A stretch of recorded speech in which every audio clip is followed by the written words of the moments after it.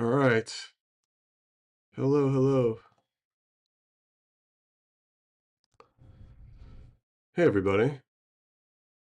I don't know what happened, but welcome to Splintered Spirits Live. I'm hoping we've got some bodies here. I'm hoping I am live. When we travel, things get weird. What can I tell you? I hope everybody can hear me okay. Let's give folks a few minutes to come in. See if I can find the chat.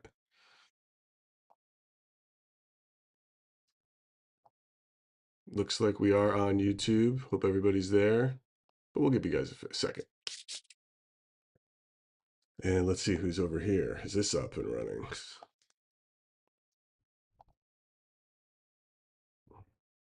All right, we got some people. Hello, Kevin, James. Welcome, welcome. And who's here? Hello, Hale, Jacqueline. John is not with us today. Sorry if there was a little weird glitch there for a second. When I'm on the road, it's always strange. And I always feel like when I'm on the road, the whole broadcast should be more like, guys, it's very important. If you're seeing this now,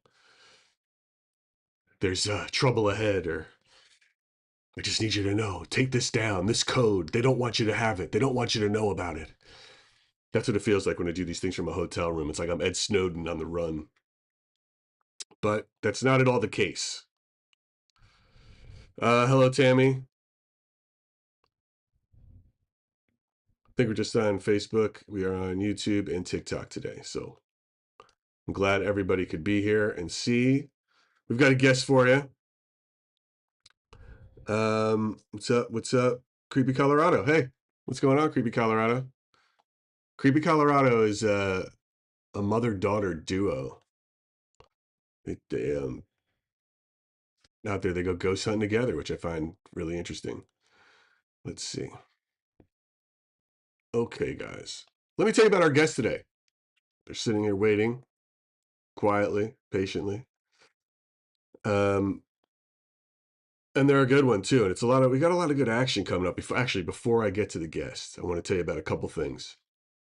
One, if you have not done so already, please, we invite you to take our Are You a Ghost Magnet survey. You go to our website, splinteredspirits.com/survey, and take it. This is going to be a peer-reviewed study. We just want anybody who's had any sort of power, even if you haven't had a paranormal experience, take it, because that's a good sort of basis and sort of a flat test for us to know for people compared to people who have had paranormal experiences. But we're working with Professor Brian Lath, who's done multiple books and studies on haunted people syndrome. And we've added a few questions of our own, things we want to know that speak to what we do here. And we really want the more people, the better. Okay. That's sort of the idea. So we hope you guys all go and take it. And by the way, also this only take it once. If you take it multiple times and you get a different result, it doesn't matter. The first time you take it is the only time that's going to count for the study. He deletes every other duplicate, and we've had many, many duplicates. Because I'm sure if you've done it once and I'm sure there's people out there who do it and go, hey, I thought I was haunted. Let me take it again and change my answer. Now I'm a haunted person. You're not. You're just lying to yourself and you're wasting our time. But go have fun. Be honest. It takes you 5 minutes to do, and we would appreciate it. This is a legit, real study for us. So thank you so much. The second thing is new episode on Tuesday. I go and do a tour of the Oman House out in LA. If you don't know what the Oman House is, it's on Cielo Drive. If you don't know what Cielo Drive is, well, we're about to hit, I think it's something like, correct my math, but it's the anniversary of, it's an anniversary coming up of the Manson murders. It's where Sharon Tate was killed, Jay Sebring. Not at the Oman House, at the house down the street, but his house is according to David, very haunted by Sharon Tate's ghost, Jay Sebring's ghost, and a few others. It's kind of like a low rent version of Cribs, watching me with my selfie stick walk around this house. And David is amazing. David Oman, who owns it, It's absolutely hilarious and fun, and his stories are incredible. And it was a really good time. And for me to walk through it had a little bit of a creep factor because there are moments where you sort of feel a different vibe in that house. But that's going to be on Tuesday. And next week, last bit of business before we get to our guest. Next week, we are not live, but we have a very special episode with a few great guests that, if you guys are in this paranormal world on TikTok and social media, there's been a lot of ugliness and bullying going on. And I talked to three women who are like at the heart and the center of it, and they are quick to call out bullies um, where they see it all the time. So I was very curious because they're incredibly passionate about defending the paranormal from people. So I interview them and we hear them. We had a really good time. And even though I don't agree with them on every sort of stance they take as it comes to like the type of paranormal investigating they like, I do agree with them 100% on being respectful towards people. And there's no need to say certain things to certain people and call people that. So that's a very fun one. So that's going to be next Tuesday. Premieres when the live is going to premiere instead of the live. So check it out. Now, on to our guest. Let me tell you guys about who we got today. Uh, Sitting in our waiting room is Kara Salento from Nine Lives Paranormal. Nine Lives Paranormal is an investigative team. They do a lot of haunted history, and through careful research, they've come together and create strange stories for to sort of grow our education about the paranormal, right? They've also turned their passion for ghost hunting and haunted locations and experiences. They've written books, they hold workshops, and they created The Hollow, which is a big Paracon and film festival out in Stockton University in New Jersey, where our boy, John Santa, is going to be speaking on August 22nd. So if you are in that area and you haven't seen it or heard of it, we will have a link to this in the link tree in our bio right after. But it is at the hollow nj.com. You can get your tickets to it. I'm really fascinated how these guys came together, how they started this team, why they started a Paracon, and, you know, put another tile in the mosaic to figure out, what spirits are and what they've learned. Anybody who starts something like this and wants to educate, I'm always a fan of. So let's, without further ado here. And again, I've got so many tabs open, guys. It's insane. It's a little tougher for me, but I'll fix it in post when I redrop the episode tomorrow. It'll be smooth, super smooth. But anyway, let's bring out Kara. And I think her partner's going to be with her. Partner's Gail, but we will see. One moment, folks. Square. There she is. Hi. Kara, how are you? I'm good. How are you? Good. I'm just like running through a lot of, as I told you, I'm on the road. I've got now my tiny screen. When I'm doing my podcast normally, I've got like a giant screen. I can see everything. I've got like all these tabs open, and I can work it. And I even have like a teleprompter so I can look at the camera and the screen so I can see what's happening. Here, I've got this makeshift business where I've got to look down. So I'm not trying to ignore you and be rude. I'm actually looking at a screen to see because we are live. People do like to chime in with the chat. And chat, listen, cut me some slack. If I don't get to you right away and you ask a question, don't get all like, pissy about it. Grow up. We'll get to you in a minute. Um, but Kara, thank you for being here with us, with me, with Splintered Spirits today. I appreciate you. Well, thank you for having me. I love it. Um, Kara, is Gail joining you? Is she going to be around later? Is she going to hop in? Yeah, she's gonna hop in. She gets out of work at 7, so she's gonna when she gets in, she's gonna come right down to the lair here. Got it. All So right. The lair. the The lair. Nine Lives lair. All right. Well, Yeah. I want to get a little basic. Sometimes it's certain, and I want to get to your backstory a little bit, which some Sure. people get bored with in terms of interviews, but hopefully we don't bore you here. But I'm very curious about your evolution into creating an entire. sort of education system behind it, with the hollow and awareness and all of that. So take me back to the beginning. What first drew you to both the paranormal and horror? Or was it one and the same? Did one come first? What was that thing? That All spark? right. Well, it's a lot actually. So I grew up in North Jersey, right? So go figure. I grew up in an Italian American household, right? Sure. So, As did we so I all. grew up as do right. We did. So I grew up, huh? We did. Yeah, John and I are both the yeah, same. Yeah, yeah, yeah. exactly. So then you understand. So you grew up with the Italian traditions and all the superstitions and Oh yeah. all that stuff. So growing up in that, right? My family kind of just masked it and they said that it was, tradition and stuff. They didn't tell me that it was really stregaria, which is the Italian witchcraft, right? So I grew up in a culture of it, not realizing I would grow up in a culture of it. Right. And then I also grew up. I'm like again, I said I'm in North Jersey. I live 2 miles down the road from Overbrook Asylum, which is now defunct, and they knocked down and they made into condominiums. However, I grew Ooh. up in its footprint and going in there and being in a haunted abandoned asylum. It's like where the kids used to hang out or whatever. So Is we that like used where to, you was? Are you talking about like that's where you go after school, like have like sneak drinks and stuff in yeah, high school yeah, or yeah, yeah, something?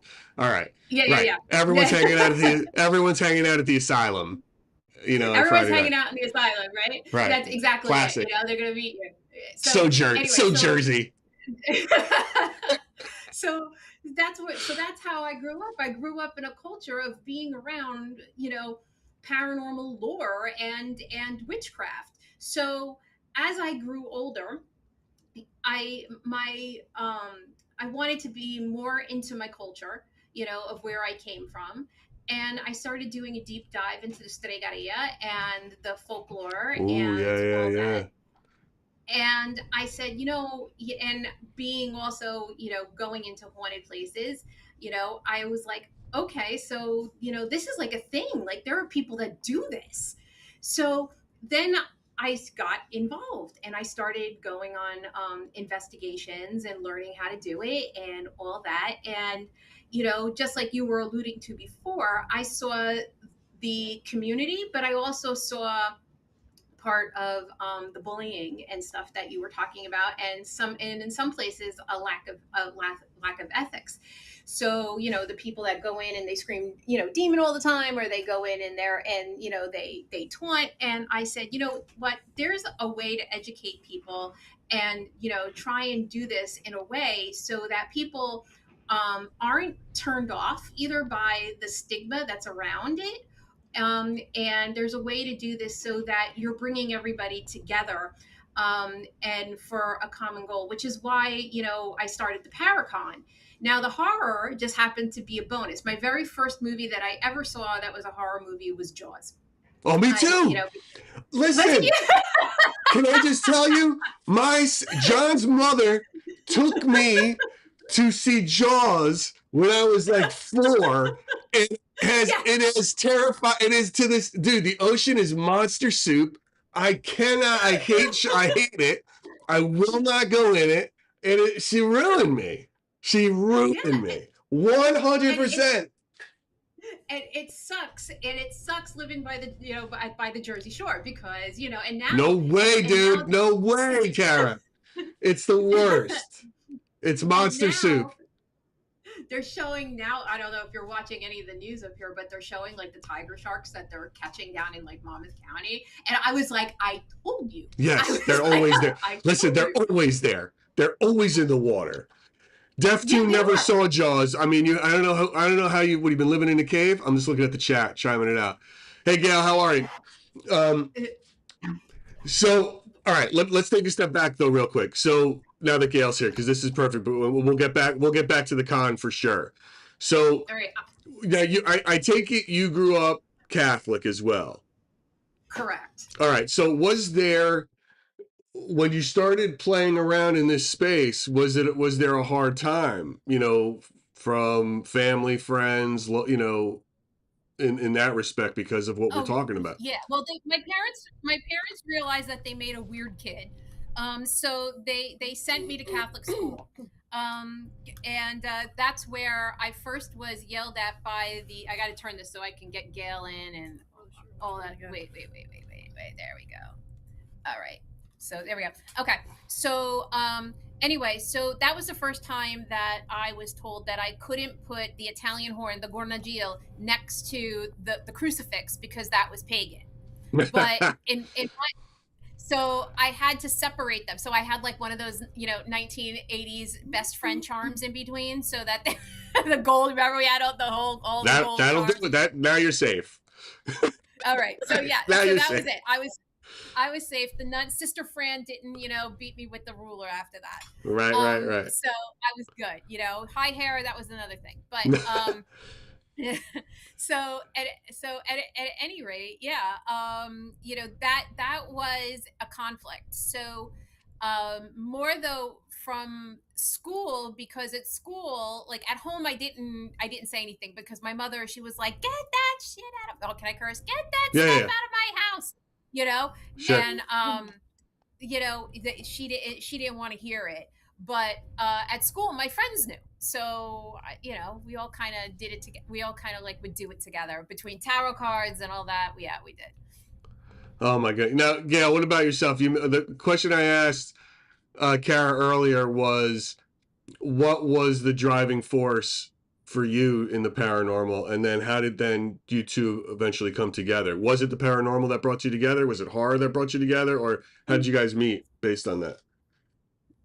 So yeah, in Missouri, everything okay? Yeah. I don't know if my mic is going on. I can hear you. All right. I can Okay, hear cool. you. People are in saying you're Missouri- muted, but I don't know why they're saying that. But go, I'll figure it out. Let you play with that for a second. Can you hear me now? You shouldn't be muted. I don't know what's up with them, but I don't. Here, let me unplug this, and maybe that'll, because it's coming up blue on my end. yeah, I'm So, like, I'm seeing signals on my end as well. Guys, can everybody hear the guest? I can hear just fine. Can you hear me? I can hear you just fine. Okay. Les Spicy Kitten can hear So- me. Some people are saying, I guess. Listen, all right, well, listen. I think there might be a TikTok issue. TikTok might have somehow. TikTok, I suggest you go to YouTube. Then I'm sorry, I don't know why. We got levels. I don't know why it's doing that, but it's always something. This is the problem with live, but I do love it. It's all right. So go to YouTube. I think YouTube can hear it just fine. Splintered Spirits, guys. Check it out. Give it a follow. And if you're not over on YouTube checking this out, you should be anyway. All right. Sorry to interrupt. No, it's okay. All right, so go ahead. Okay, so in Missouri, and you can hear me, right? I can hear you just fine. All right, so in Missouri, there's a high level of strangeness. The Missouri Ozarks are steeped in folklore. We have the Missouri Howler, the Hornet Spook Lights. I mean, that's what we did for entertainment in my house. We would all load up in the car and go drive out in this desolate road and look at this light that would appear at the end of the road and change color. And I mean, that was normal for my family. So I met Kara online, and we shared a love of all things spooky. And I ended up moving here and found out that New Jersey is just as weird, if not more, than Missouri. And that's saying a lot. That's saying a lot, though, isn't it? I mean, it's like, all right. I've never been. Yeah, but go ahead.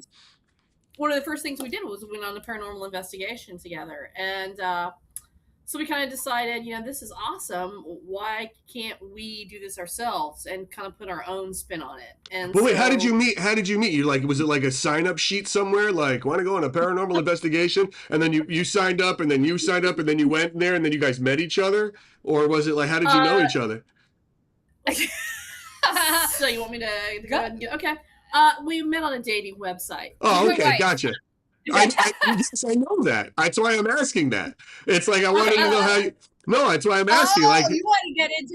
You want to get into the nitty gritty? Okay. Listen, here's what I find this fascinating with in this paranormal space when there's especially when there's a couple, because it's always like, was that a secret part? When did that come out that you like went on ghost hunts? Did it come out during the dating phase, or did it come out after you already hooked them? And Totally during we were still talking, like texting each other. And I think so my comforter was skulls. Oh yeah. And so she noticed it right away, and I was like, hey, so I like horror movies and I love all the ghost shows, and so we bonded immediately. And then when I came down to visit before I moved, well, actually, it was right after I moved. We went on a ghost hunt together at Mid Orange Correctional Facility, and then, one thing led to another. We got married in the middle of the pandemic, and then we decided that we wanted to do this, together and put our own spin on it. And many of the places that we would go, weirdly, we would see ghost cats. Like, I went to the Conjuring house before it all went to crap, and I was in the driveway, and I looked down and I saw this cat. I mean, it was very clear. It was a calico cat. I saw it. It was maybe a foot away from me. I turned back to make sure everyone that we were leading that night is parking appropriately. Turned back, cat's gone. I mean, and there's nowhere for it to go. And another time we were at the Shanley Hotel. We feel a cat jump up on the bed and start, making biscuits. There's no cat. So that led to, what are we going to be as a group? We're going to be 9 Lives Paranormal. I like it. And I take it that sounds like an experience that would have kept you going. Or that's certainly the experience that started it. Has there been a specific story or experience now, once you started going together, that really locked it in for you both, that said, like you both shared it and you're like, this is, you know what I mean? Like, this is what we're doing. This is our thing now. Can you share that story? You do it. Well, I know what she's going to say. She's going to talk about Penhurst Asylum, and when she had her crap your pants moment.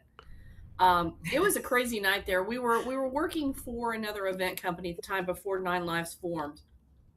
And it had been a crazy, I had actually been there beforehand, the night before, and we were all sitting. At the time, it's different now, they've kind of revamped it, but at the time, in the Mayflower building, there was this little place you could go with this little space heater, and we're all, trying to stay warm. And it sounded upstairs like someone dropped about a 30-pound dumbbell on the floor. So much so that the paint fell off the ceiling. We all ran up, nothing. And King is said to be on that floor, the spirit they call King. And so then Kara was there the following evening, and so she wanted to see what it was all about. And she marched up the stairs by herself. Yep. And I'll let you take it from there. So I'm marching up the stairs. Bad move, Kara. Bad move.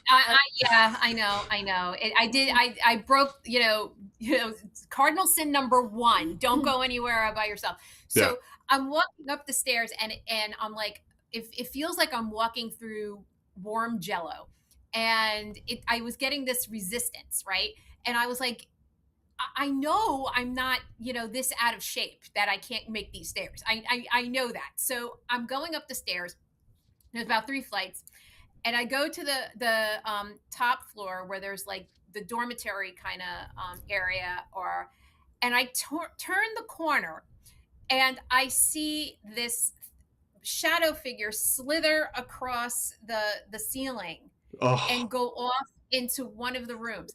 When I tell you I had an out-of-body experience, it was like I saw its face, and I kept saying, I don't know if that's what it implanted in my head to see, or that's what I saw, because I was distinctly remember almost not being present, if that makes sense.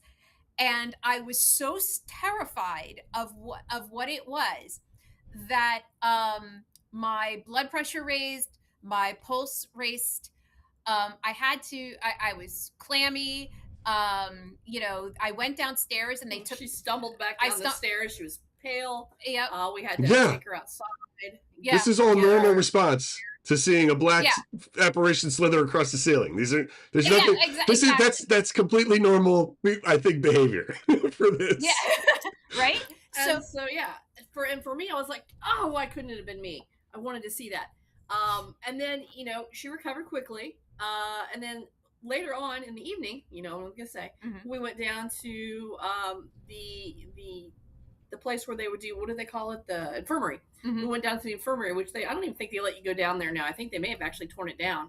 But you had to follow this like path, and it was, oh god, it was so miserable that night. It was rainy and cold. And we had a group of about 35. So, it was like herding cats trying to keep everybody together walking down this path. And I round the corner and a group has splintered off and they're playing with something. And I'm like, oh my gosh, what is happening? I walk over and they're playing with frog that they'd caught. And I look because I'm going to reprimand, everybody needs to stay together. And it's my wife playing with the frog. I've got a big old bullfrog. They're taking pictures with the frog. The frog has now become the focal point of the evening. And so I thought to myself at that moment, yes, we're going to do this. And I absolutely have to do it too, because she cannot do it alone. Because ADHD. Fair enough. ADHD is a common. I'm finding more and more people that say they have ADHD and they have heightened experience. What kind of investigators are you guys? How do you, do you show up with big Pelican cases full of gear? Do you just have a couple things? What is your process? Well, I'll address the gear first because I'm kind of the tech and she's more the touchy-feely. Sensitive, yeah. We initially started out, we actually did a lecture series called Ghost Hunting on a Budget, about, you need your body, a flashlight, and your phone. But of course, when we started taking bigger groups, we got all the tech. But I was lucky enough to meet a gentleman who was on Etsy, and he had built a piece of equipment that I was very interested in, but some aspects of it I didn't like. So I took a chance and I emailed him directly, and we started a conversation and we developed a friendship, and so we started collaborating. And so now, if I can think it, he can build it. So recently we've sort of transitioned into using all equipment through him, and his stuff is very bare bones, no fancy, doesn't 3D look glamorous cases at all. So I've gone from 2 suitcases to a little case about like this because all of his stuff is so portable. What is it? What is your gear? What are you checking? So we have, it's stuff that I'll compare it to other things. We have a thing called the Uno. It's a chip. It's about size of your thumb, size of the upper part of your thumbnail. Teeny tiny little chip, and it has about 1,000-word database, and it will cycle through words. It's all about timing and relevance. It will pick up on spikes in radio and EMF waves, to have it generate a word. But like I always tell people, just because a word pops up, obviously it doesn't mean it's a spirit. It's all about timing and relevance. So we had a lady. Wait. Recently. Hold on one second. I like this. I like what you're saying. It's all about timing and relevance. So are you, elaborate just on that a bit for me? Because okay. Because I guess the word I use when I talk about it is there's only so many times it can be a coincidence, right? I say the word coincidence a lot. Correct. And I think I use it in the same way that you're saying timing and relevance. So what? Absolutely. Right. What does that mean? It's just, is it also frequency, and not in the frequency of like what radio station we're on? Frequency as in the amount of times. Is that also a factor in? Is that can you just elaborate on that for me for a second? Sure. So if I have the device and I say, what color shirt do I have on? And, within a reasonable amount of seconds, the word gray pops up. Okay. So, that's timing and relevance. And if we get 2 or 3 more of those correct and relevant answers, even better. But if I say, what's my shirt? And it says duck, it's just cycling through its words, and it picked up some radio signal, and it caused it to pop up a word. So we use that. We also have it's a television that does a very similar thing. It's one of those plastic, like you used to get when you were a kid with the antenna, and you could get like the Sure. two UHF stations. Yeah, yeah. Only the inside of it has been gutted, and it's a screen that again has a database. Words will pop up. Same thing. Timing and relevance. I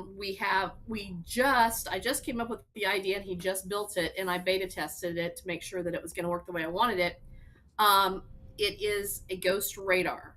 So we had a couple pieces of equipment, and we got too many false positives. So I asked him if he could find a small, like, actual radar chip, and he's in Italy, by the way. So it took him a little bit of time, but he found one. And it's very bare bones. We couldn't put it in a 3D printed case if we want to, because it gets super hot, i.e., microwave. So my question was, will it pick up a spirit, because a spirit doesn't have mass? Can this thing that bounces radio waves off pick up a spirit? So we used it at a place we love to go. It's a convent tattoo parlor in Deptford. So we put it in a room. No one else was in the room. They had a dinosaur sitting on the tattoo chair. No one was around it, but I guess in the past, they set this dinosaur up, and it ends up on the floor. So, no one was nearby. No one was walking up and down the hall. We hear the crash, and it has a remote screen that you can monitor what the radar is seeing. Heard the crash. Maybe a half second later, it's detected an anomaly that was moving back and forth, and then it disappeared. Well, that's super cool. Do you have video of that somewhere? Like on a channel? Like, did you ever record it? That one we didn't record, but yes, we've got video of so many things. That's cool. I'd like to see. I'm going to go check that out. I'd like to see how that works. Absolutely. We've got. I don't want to take up all your time talking about all this stuff. We have a portal finder. Gail, what do you think we're here for? Like, we're here to talk. What do you think we're doing here? We're here to talk about this shit. Like, what do you think we're doing? We're here to talk about ghosts. I didn't want to monopolize. No, you're fine. Talk about here. But the portal finder is a program, and it uses standard GPS along with what's called the LoRa network. So this network can keep track of land anomalies, whether it be places that are prone to volcanic activity, places that have a higher than normal radiation in the ground water or in the ground soil. It can pick up. It can pick up like droughts, landslides. Okay. So is that for you to rule shit out? Is that for you to rule stuff out? Well, no. So we focused on places that have a higher than normal radiation, places that have just anomalies, because if this network picks up something in the land and it can't readily identify it, it comes up as an error message. So we also programmed it to focus on these error messages, because something's there, but we don't know what it is. So it will map your position out on the GPS. Then you press a button that says Find Portals, and it will connect to the LoRa network and find in your vicinity structural issues in the land that shouldn't be there. Now, we don't focus on things like drought or landslide. Those aren't part of our program that it's focusing on. But I've heard, like, one of our investigators said that she frequently takes a Geiger counter along. So we thought, we'll focus on radiation. We'll focus on higher EMF, like EMF in the middle of a forest where there shouldn't be EMF, or just these error messages where there's an anomaly, but I can't figure out what anomaly it is. And so, yeah, again, are these thinning of the veil? Is it a portal? Right. Who knows? But it's I like something in land that shouldn't be there. And so it gives you a place to start, to go to these places, and it will plot it within, I think, like a 15-mile area. Yeah. So it's going to be places that are close to you. Of course, if you move, it's going to plot other places. Right? That's wild. And that's wild. Gail, are you keeping track of this data, of this unique data that you're collecting and using?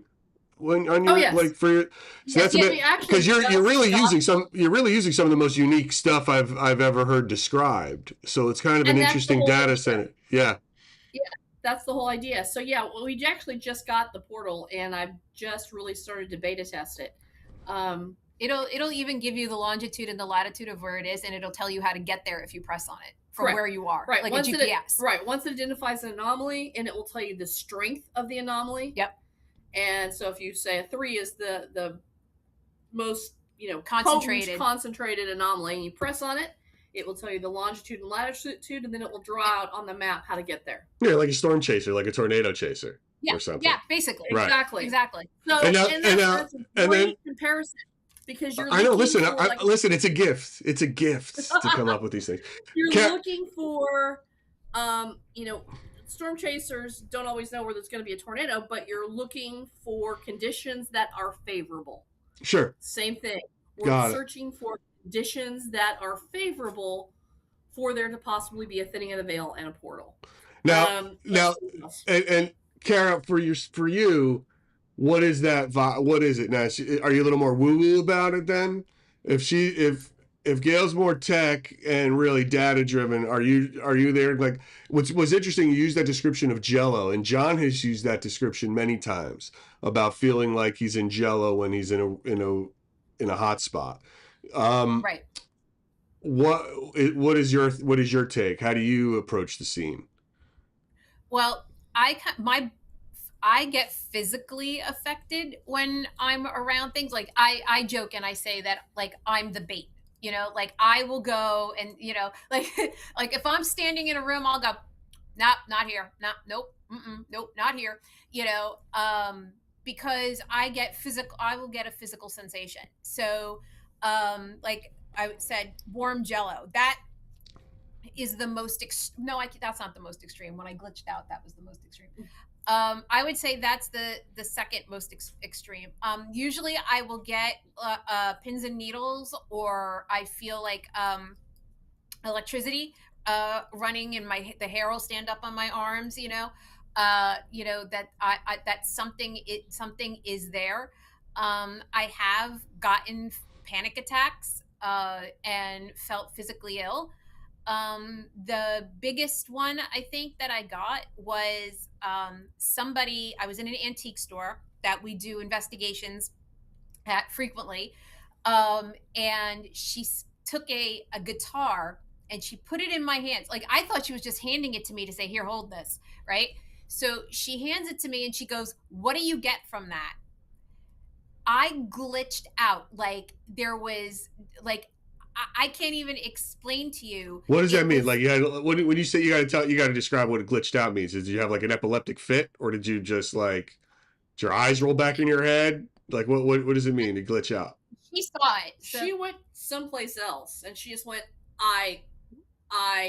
this, she was not making any sense. yeah. Got it. All right. And it turned out that the two previous owners that owned the guitar had unalived themselves.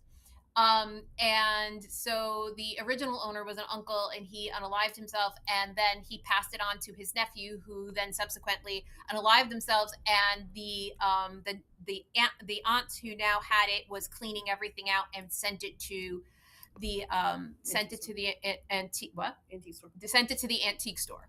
So I'll get a physical reaction from Okay. places, things.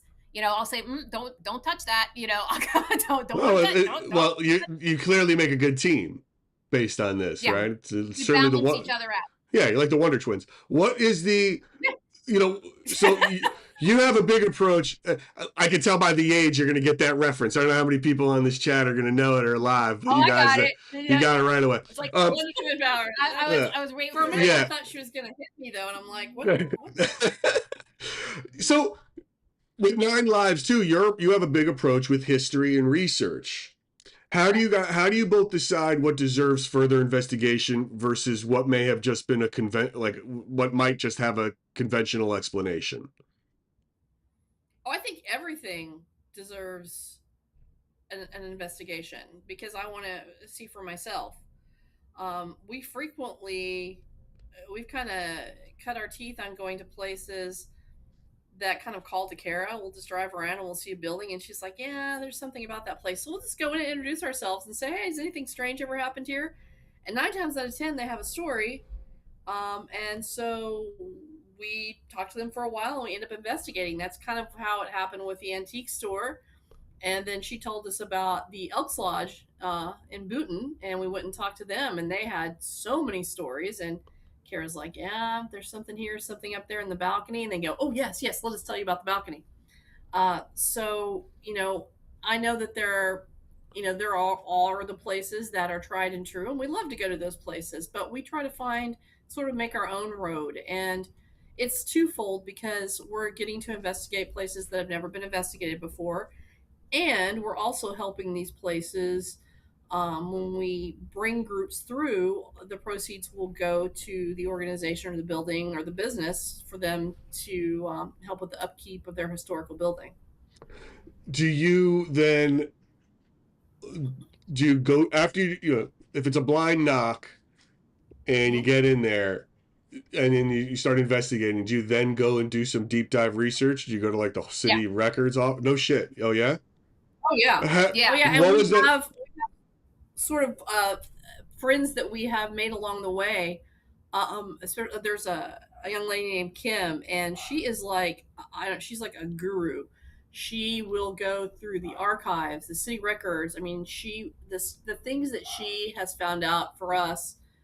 It's incredible. But yeah, I mean, I think that's part of it. First, you get the story from the person, and then you go and you see what you can find, at the local historical society or the local hall of records, and see if those stories match up. Can you give me? And then, Can you point to an example? Give me an example of one time where you made a discovery, or you heard a voice, or you saw something in an investigation, and then when you looked it up, it corroborated that.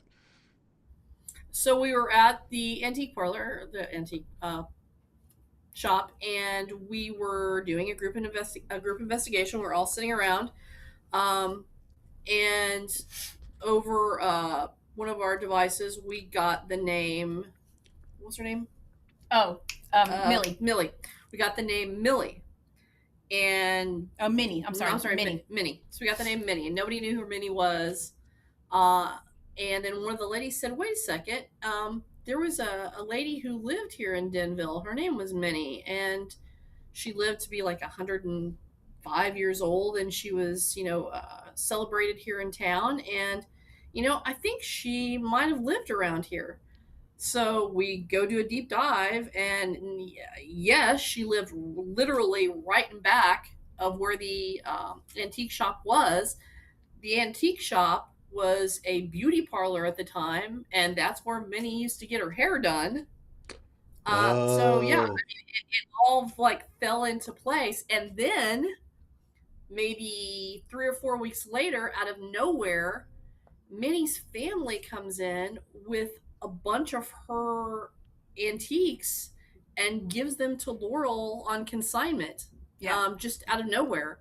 And I mean, talk about a coincidence. And I said, I think that Minnie wanted her things here.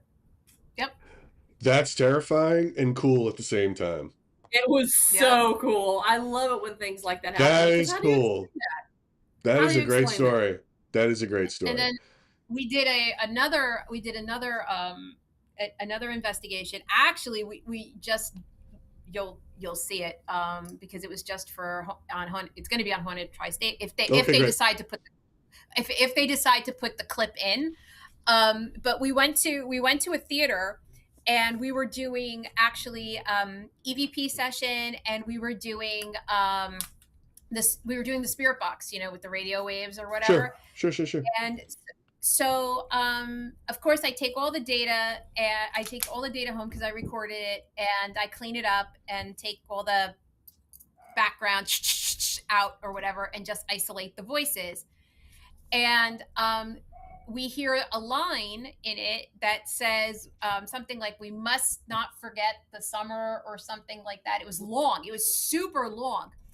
And I'm like, "We must not forget the summer." Like, what in the world? So we did a deep dive, because the place was named after a famous poet from New Jersey. And it There's a turns famous out, poet from New Jersey. yes, yes, believe it or not. Okay. Shit, who is it? We can't tell you We because the episode hasn't dropped yet. Oh, all right, all But right. yeah, it's a famous poet, but it wasn't Joe Pesci. It was not him. No, Yeah. you know, he's a linguist. But anyway, so it came out. We must not forget the summer. I don't know, something like that. It was super long. I know nothing about it, so we research it, and it turns out that that was the line of one of his poems that is still copyrighted and not released yet because it's still under copyright law. So nobody else So would know nobody it. else would know that line. How did you find out about that line? How did you find out about the line? The Because news? we found Or the book oh, that you it's found? I see. in. Got We it. found the book. We That's found the book that wild. it is. That's wild. That's very cool. That's very Yeah. cool. And we had access to things that people didn't have because this poet's granddaughter. Yeah. We actually got to meet her, and she was a plethora of information and had all these things that we could look through. So yeah, that was a really good one. Well, I don't know what's more paranormal: the fact that you got a line from a book that hasn't been published yet, or that there's a famous New Jersey poet floating And around. that they're both. What's more both high supernatural? strange. Both yes, both high stranges. All right, so you have this passion for ghost hunting. You guys got together. You started investigating. It sounds like then you start. Is that when did you start doing workshops? And you know, natural progression of things. that was just something like you really to teach other people, or was it like you liked going in these groups, or what was the vibe? Well, she's a teacher. She's a speech well, there it is. Got it. Okay. I just enjoy the sound of my own voice, so it was sort of natural to us to do lectures, and sort of do a lecture series. And we also wanted to let people know, like you asked earlier, how we investigate. And we've all heard it before, but be respectful to the spirits. Do your homework. Do your due diligence. Protect yourself. So we had, we started out with sort of a, for lack of a better term, and I know everybody out there is going to go, oh God, not another one, but it was sort of a ghost hunting 101. That was way back. It was the first thing we kind of started out with. And then that kind of turned into us writing 2 books. The first book about our investigations and the things that we personally took away. And then the second one, we did a lecture series about the spiritualist movement. Mm-hmm. And how that movement affected the authors of the Victorian era of that time, how that influenced them. And so we wrote a book about that called The Pen and the Planchette. Yeah. And then like our lectures that we do, they kind of are born out of our experiences. So, for example, we will do, when we get asked a lot, what do you do for protection? Right. So, we started doing deep dives into protection methods, not only, conventional ones, but like drawing onto, my culture and what, the Gornajil and things like that from different cultures and different religions and, and started, explaining that, protection doesn't just have to be one way. Protection is whatever makes you feel safe and feel whole, when you're going into, an environment, because we have come across, spirits and entities that are, that are not of, one religion or the other. Like what do you do with an elemental? What do you do with a jinn? What do you do with what do you do with things from other religions? I know a jinn you put back in the bottle, right? Yeah, I did. Yeah, right. So what do you do, with fae? What do you do with these things? And it's always been my opinion that for every entity, if you need protection, because 9 times out of 10 you don't, you just have to be grounded. But not every entity is going to respond. You're speaking a different language. than what it understands. Something that is conjured is not going to respond to a traditional method of protection or whatever. So, Let me ask you. Let me just interrupt you real quick. Who are your inspirations for investigation? Like, what school do you come out of? I thought, and here's why I ask it too, because there is. I've talked to many generations of ghost hunters and ghost investigators, and they right, all hate the next one. There's a lot of right, get off my lawn business that goes on from if they're the guys from 50 years ago hate the ghost hunters, the taps guys. They think they ruined it. right, The most, and I'm not saying the taps guys hate the next generation, but that generation of ghost hunter, that legacy paranormal TV stuff when it first started, they hate the YouTubers who are out right, there like running around doing their thing. Um, I love all of it. I really do. And I don't see any downside to any of it. So right. what is your school of thought? What was your inspiration? And what did you take from it? What have you added on to it? And throughout your course of investigating, have you rejected anything that you've seen? You want me to go first? Yeah, you go first. We might overlap. So, well, my source of inspiration is Kara. Aww.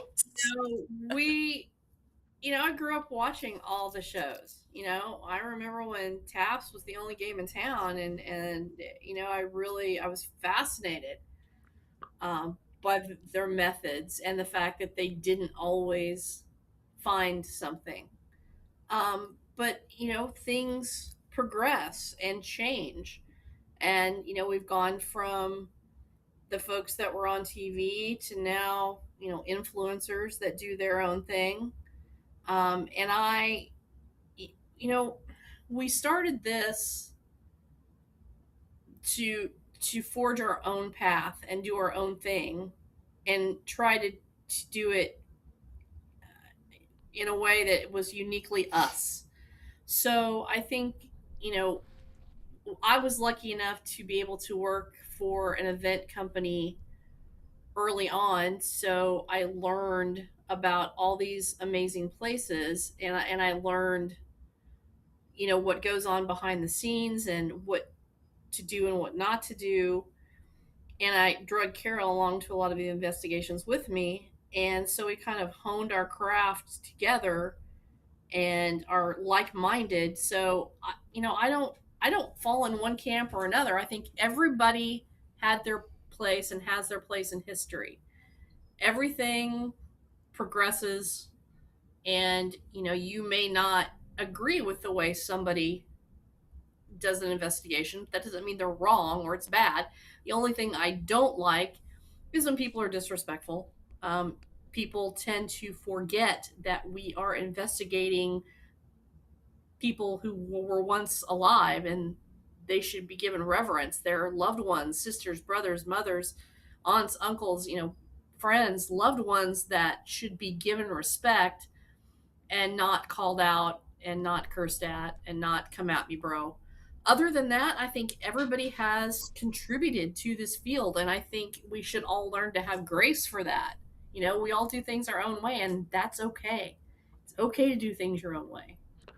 Karen, do you have anything to add to that? Uh, yes and no. I think that with myself, it's like, I'm more of a, I think, well, speaking for both of us, I think we're more purists. Like, when it comes to doing investigation, where we believe that, our best tool is ourselves, that genetically we have a lot of ability that we have evolved out of, so to speak. I mean, when we were running around as hunter and gatherers, the hair would stand up on the back of our neck to keep us from getting eaten by a big ass lion or whatever. Right. So when things in the environment are off, we are preloaded. Yeah, our body would tell us. So but now because we don't have to worry about being eaten, we say it's just our imagination. It's just your imagination. But it's not. It's your body telling you that something in the environment isn't right. Yeah. And so and I agree with Gail. I think everything, nothing is static. Okay. Everything changes. So, in the beginning, if the people like Hans Holder didn't do what he did, then we wouldn't have the next generation and the next generation and the next generation and keep on moving forward.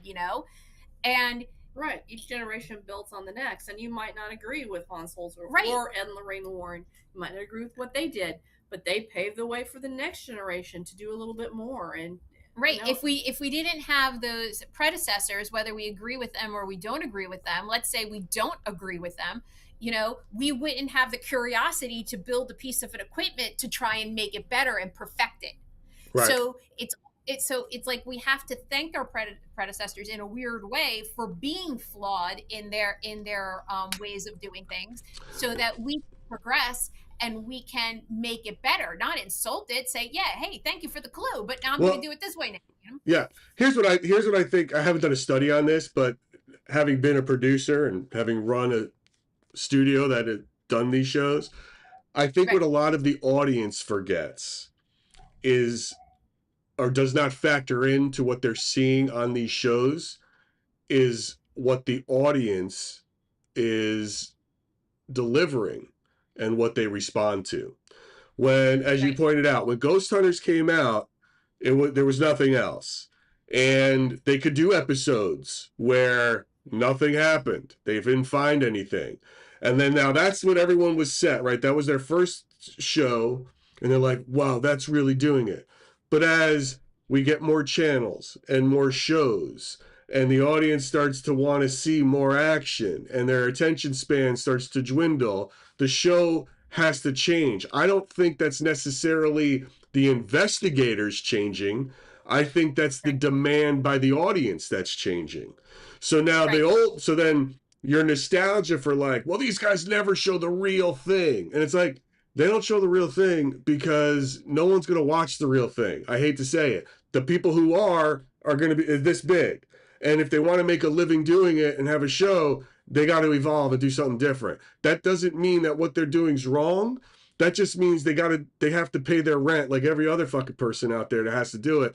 And you judging them for that and not understanding how the business works side of things isn't a knock on the investigator. That's the knock on just the way the world works. So you see what I'm saying? Does that make sense? Absolutely. And I don't think so. Absolutely. I think 100%.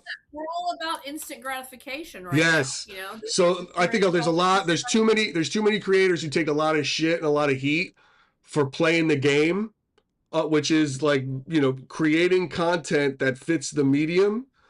But that doesn't mean they're bad investigators. That means they're just showing you. They're editing it and showing you what you want to see. And I don't mean you. You know what I mean? I mean like the royal Yeah, you, yeah, yeah, right? yeah. The Uh, audience, right?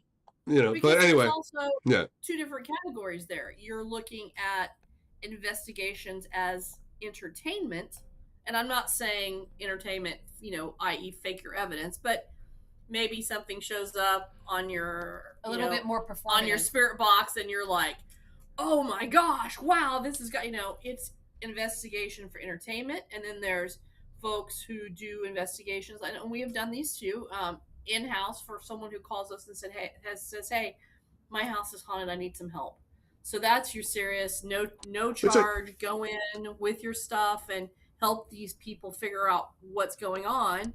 And then you uh, have sort of the in between, where you have people taking groups out uh, for an investigation, and there's a fee, and that is getting demonized, saying ghost hunting, you shouldn't shouldn't be, you shouldn't make money. But people, it's a multi-million-dollar industry. We're not the first ones to that's ask dumb. for. That's just like, I don't have time for those. I mean, that's just dumb. That's not an argument. And yes, of course, if you're fully faking and lying, that's a whole other thing, right? I mean, I'm not talking Right. about that. I'm just talking, it's like, look, if you ever watch John's lives and he does the Estes method on his Right. lives, when he does Right. that, when he's in the chair, he is extraordinarily theatrical when he reads the words out that he's hearing. Theatrical Right? is a Now, perfect word, yeah. he's not faking it. He's not making up No, words, but he's making it entertaining. He's giving the Right. word, he's creating some, and that's not a lie. It's not, no. but it's so if that bothers you because he's not sitting there being monotone and boring, well, then you're just, I can't argue with you. You're not making any sense. I don't know what color the sky is in your world at that point. You know what I Right, mean? right, It's right. like you don't understand what it is that people are doing. It's like there's nothing wrong with that. But I think there's a lot of people, that this people are just so set in all their ways with this sort of belief system. But anyway, thank you for sharing that, like how you go about it and where you come from, because I really like it. Really helps. I want to get into the hollow. Before I do, though, we talk about that. I want to really get to our core question because it's a perfect time for it, which is this: from all your investigations, all of your experiences, the way you approach things, from the data you've gathered, from the feelings you get, what do you think spirits are? You can go first on Ooh. this one. Well, honestly, I see. I come at it from a different perspective, because not only do I do paranormal investigation, but I also sit on an exorcist team. What? Uh, yeah, I do. What? I do. I Yeah, sit on I'm an like, exorcist. what? So wait, all right, let's go. Let's hear it. No, No, no, go no. ahead, finish. I buried the plot, Gary. Yeah, let's hear it, Kat. Like, I want to know. All right. Exorcist. That's. I'm sort of getting to. I think I know where you're going with what you think spirits are, but let's go. Let's hear it. So no.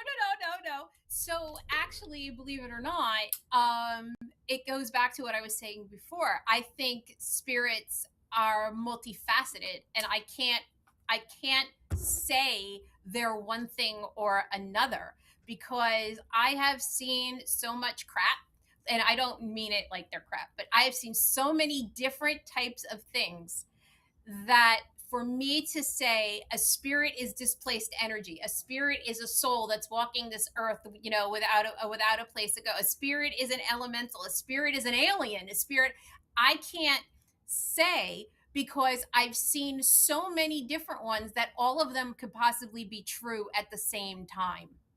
So it and so like I've seen things that have been residual, that I said, okay, so what's the difference between a residual and a time slip?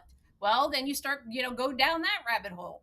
All right, but listen. um All right, but I'm calling you out. That's a little bit of a cop out answer because you're sort of like giving me. yeah, It's like it's everything. But when you walk in and you feel something, there's an instinct for you. There has to be. I refuse to believe that you're not like, am I talking to someone who was on Earth once and is no longer on Earth? You know what I mean? Regardless of what you think, whether it's a residual or from another time, what is your instinct telling you? I mean, this is something you do now for a living. right. What is it that And you feel? What is that first gut reaction of an experience? What do you think you're dealing with?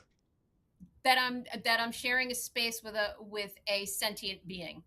Okay, So okay, all right. I'm sharing a space with a sentient being, that, And, and just like I'm sorry, go on. no, no, and all right. I want to break it down because I like that. So there's a sentient being there, and for you right now, it's still all the investigation is it trying to figure out what that sentient being was.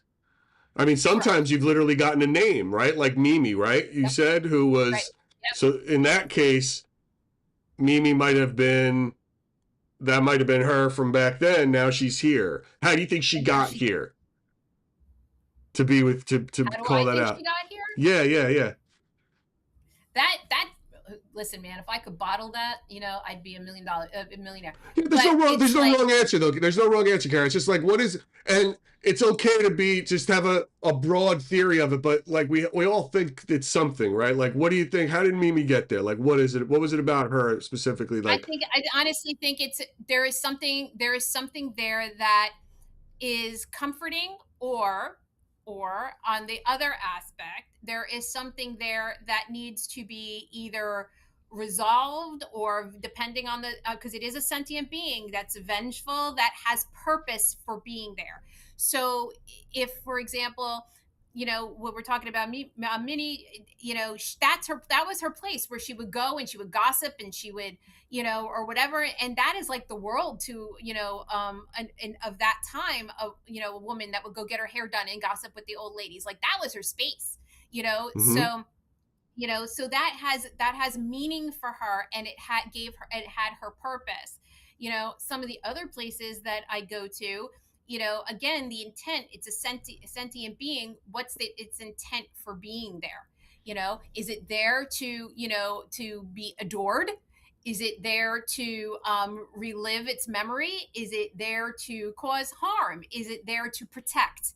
And that becomes, it's how it got there. There's something there luring it there. Okay. One of our watchers is curious about what you mean by. Oh, that came out terrible. I can't even read it. What is a time slip when you call it that? Oh, a time slip. So a time slip means it's almost like if you've ever seen, like, Let's for put that lack of a back better up. word, if you ever seen like Marvel Universe or whatever, and they have Mm-hmm. two different timelines going on at the same time. So So she's talking quantum physics. Yeah. If one timeline Is into to another another timeline. So, like, for example, let's say I'm in a speakeasy, and which I've done a bunch of times, and I've done investigations in a speakeasy, right? And the I'm doing an investigation, and I'm hearing what would be considered residual of, like, a poker game, right? So now it's almost like, is it two timelines happening at the same time, and I become a voyeur on their plane, and I'm watching them play out what they're doing in real time.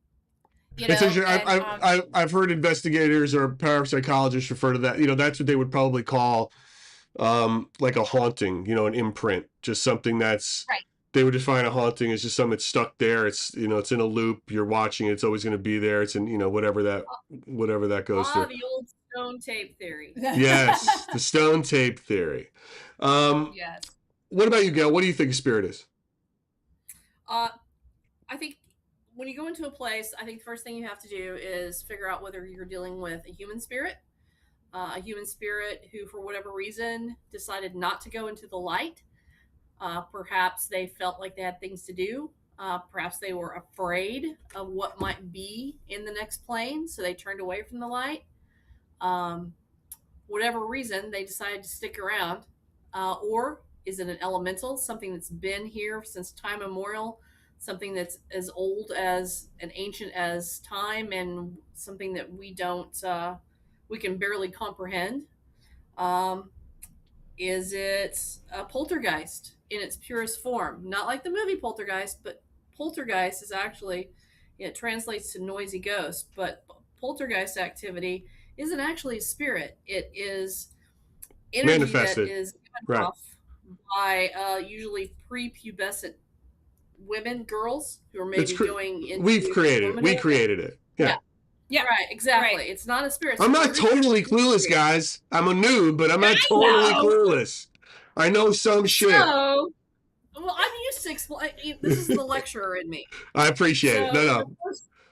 First, I want to figure out what it is, and then my thing is, I want to keep trying to build a better piece of equipment so I can make whatever this is quantifiable and prove the existence of it. So I'll keep trying to build a better mousetrap. Okay. Thank you for that. Thank you for answering that. All right. God, wow, this hour's flying by. Let's talk about the Hollow. That's all you. Walk me through. Let's tell the good people what it is, where it is, your love for this, combining horror with paranormal. This whole event is huge. We got Big John Sand is going to be out there next Saturday to speak. Tell us all about it. Give us the history of the Hollow. It's going to be so cool. It is going to be so cool. So this is our third year doing it, but this is the first year we're doing it on such a grand scale, because every year it just got bigger and bigger and bigger. So the first year it was just like, a Beyond the Veil Bazaar. Like, it was very small. Then the next year we did it, and we added the horror film because there was such a call and bleed through for people to do, to have both of them, like, together. So I was like, okay, let's do that. And they go together like peanut butter and jelly, really. Yeah, I mean, like who doesn't like The Exorcist? It's paranormal, it's horror. Sure. Poltergeist, paranormal, it's horror. So so we did that. And so this year we were like, listen, let's take the wheels off and see what we can do. So we did, and we decided that location was going to be key. So it's in the Pine Barrens at Stockton University, and we pulled out all the stops. We have built a very small haunted attraction within it.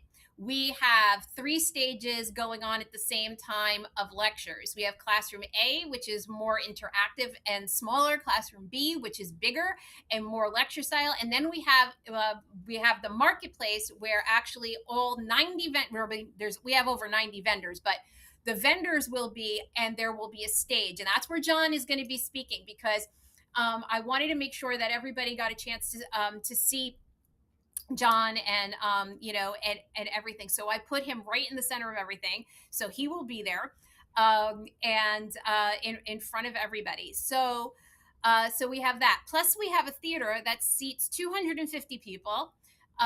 We are going to be showing independent movies that were curated and judged on by a panel. And then after that's finished, after hours, we're going to movies. I'm sorry. How many movies? Oh gosh, I don't even know how many. It's like 4 hours worth, and then but they're shorts, so you'll be able to see in each block. You'll see 4 or 5. It's a 250 seat theater. Yeah. It's a full on theater. Okay. And then at the end, you will have the feature film, which is the Point Pleasant tapes. That is a found footage film about what happened for the Mothman in Point Pleasant, Virginia. So we will have meet and greets going on with the cast, or some of the Cafe Kids from Terrifier, with Michael C. Williams from the Blair Witch Project. He'll be there to talk about Blair Witch 2. We will have the people from Haunted Tri-State. We're going to have a panel of the people there that were on Haunted Tri-State. Fun. We are going to have we're going to actually have a carnival performer. The Pain Freak is going to be there, doing his routine with the Wheel of Pain. So, you could either, see him walk on glass, staple $1 to his butt. He's all about it. That's great. We've got the Ouija Board Museum. The Ouija Board Museum coming. We've got lectures or a workshop on how to build your own REM pod. Yep. Do it yourself REM pod. Yep. So how to build it. Don't call it REM pod unless you want Gary to come after you. You got build your own what is it? Motion sensor? Yes, how to build your own motion sensor. Right. And you get the equipment and everything with it. So it's yours That's cool. to take home. That's fun. Yep. Isn't it great? Like most fairs, you'd have make a friendship bracelet, or here's some sand art, but it's for kids. But now it's let's make our own motion sensor or REM pod, and that's great. We also have the people who are doing the small haunt that we're going to have inside will also be there to do makeup. So if you want to walk around with your face painted and spooky, there'll be makeup for free. We have the School of Special Effects and Makeup and Special Effects coming. So they will be talking about how to do makeup. That's for fun. Anyone that anyone's into filming or wants to do, production for movies or whatever, how to use the prosthetics, how to care for them, how to take them off, how to put them on, And we have food trucks. If you're hungry, we're going to have food trucks outside. Yep. So, I love it. Oh yeah. And this is the hollow-nj.com, correct? Yes, the hollow-nj.com. Mm-hmm. That NJ is for New Jersey, y'all, if you haven't figured that out. The Hollow, THEHOLLOW-NJ.com. That, you can go right now to the link tree in my bio, and you can get your tickets. If you are in the area, this is next Saturday, August 22nd. Did I get that right? Saturday, August 22nd? Yep, 22nd. John's going to be, there's a lot of great guests. And there are a lot of people there that we've had on the show, which is great. Did I see Haley Michelle, right? The Paranormal Princess is going to be up there. Haley Michelle is going to be there. Did I see James Anito? Michelle Belanger is going to do a remote lecture. Michelle Belanger is going to do, so very it's nice. going to be, Yep. Did I say it? Is it James Anito's going to be there? Is that true? No, James yes. Anito, Daryl Marston, Krista Cesare, Dave Giuliano. So they're all gonna be there. The Oh, war. We'll be doing a Italians. tour through the Palm Barrens. It's Yep, great. we are doing. Yeah, you're gonna go on an investigative tour through the Pine Barrens. So. Oh, Yep. very fun, guys. You should look, check it out. And where does everybody find you? The both of you, Kara and Gail. Like, what is it? Not just at 9 Lives Paranormal on all Yep, socials. at 9 Lives Paranormal on all the socials. 9livesparanormal.com is our website. But yeah, and our Gmail, if you want to reach out to us, it's 9livesparanormal@gmail.com. Can't get any simpler than that. I love that, by the way. Do you know how many times I gotta tell you? And listen, I love all our guests, but some of them have a different handle for every single thing, and it's and it's like it's completely impossible. I'm like, guys, I'm so sorry. Just you got to give me the one thing. I can't. Like no one's gonna remember 14 different things. Like, and you should have looked this up when you picked your name, because you'd find a name that you can have it on every platform. That's a little marketing tip for everybody out there starting a paranormal team. Look online first. See if the name is taken. If it is, don't select it. Don't use it. Don't use it. Pick a name that you can own exactly the same on every platform. If you can't do that, pick a different name. I don't care how much you love it. It's annoying to everyone. We hate you when you do that. But secretly, we're talking about you behind your back. Once you get past a certain age, you've got to simplify it, or you won't remember. Yeah, that's right. I saw somebody said, "Will it be broadcast?" Haley Michelle is going to broadcast. Any of the people there are welcome to broadcast. When I get there, and I hate to do this, when I get there the day before, I will send out a blast if I can broadcast everything. Because it's the IT department more than it's anybody's willingness not to have it or unwillingness to have it broadcast. It's what they're capable But of. you gotta charge people for that. Don't give out that shit for free. That's just like if you put. Sure, I'm sorry. Listen, I know your people are like, Gary, what are you doing? This is my chance. I'm like, I'm not saying they have to charge a lot, guys, but they shouldn't be handing it out. This is an event. You know how much work goes into putting on a Paracon of this magnitude? It's been and they're just gonna. Oh my god, I've been doing it a year. And you think they're just you just want to like, oh, can you just hold up your phone for 10 hours so I can watch the whole thing? The answer is no, not for free. Charge people.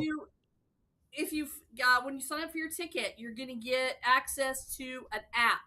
You sign into that app, and it is going to give you in real time where the lectures are happening, where the workshops are happening, what films are playing. It will also give you information on every single vendor. And this application will stay live for 9 months after the holo is long gone. So if there was someone that you liked, if there was a vendor that you wanted to go see, a brick and mortar, all you got to do is pull it up, and all their information is going to be on there.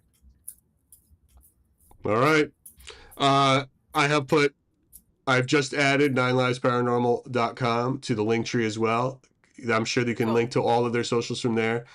Kara, Gail, thank you so much for tonight. I appreciate your time. I wish you the best, a smooth holo next week. Thank you. And although, I do hope you get some, unexpected paranormal visitors, because that'll make it super cool. I mean, you want some of those. You want those things, but you want the event to be smooth.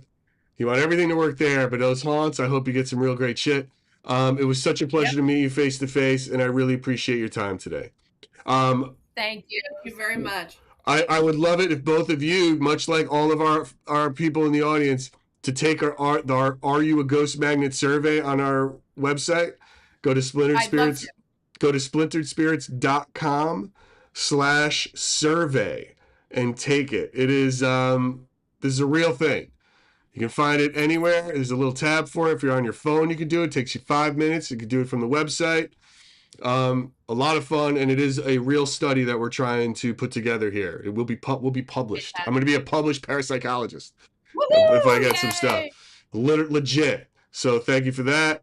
Everyone out there, thank you so much for tuning in. Thank our guests. Please go and give them a follow and go to the Hollow. Oh, I gotta end on that rhyme. I have to end on the Yeah, rhyme. you have to. Everybody, thank you so much. I appreciate everyone's time here today. And we will see you live in 2 weeks. But again, next week, new episode where I walk through the Omen House. And we are replacing our live with a very special thing about this paranormal nonsense of bullying that's happening. So, with some 3 great guests. So, check that out. Everyone, Carrot, Gail, have a wonderful night. Thank you so much. Thank you. Bye. Bye. Well, that's it for another episode of Splintered Spirits. Be sure to like, share, and subscribe to our YouTube channel, Spotify, or wherever you get your podcasts. Until next time, stay curious.